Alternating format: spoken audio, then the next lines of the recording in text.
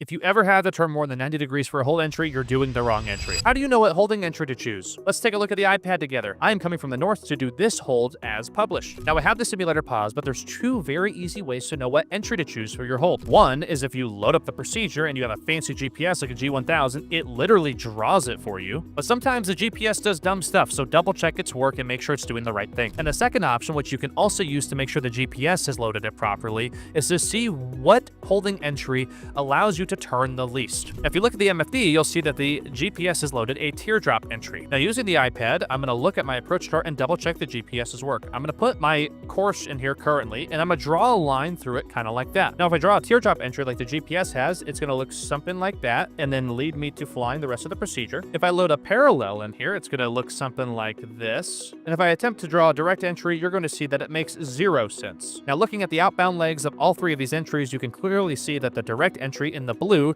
makes you turn well over 90 degrees, and it's not practical at all, so we can eliminate that one. The parallel one is feasible, but it makes you turn more on the outbound course than the teardrop entry. So it will be easier for you, a lower workload for you, and easier to make the transition if you did the teardrop entry, although the parallel is still feasible. If you ever had to turn more than 90 degrees for a hold entry, you're doing the wrong entry. And if you were coming from the west, kind of like this, you could clearly see how the direct entry would allow you to make the least amount of turns compared to a teardrop or a parallel, which would have you do essentially a 180.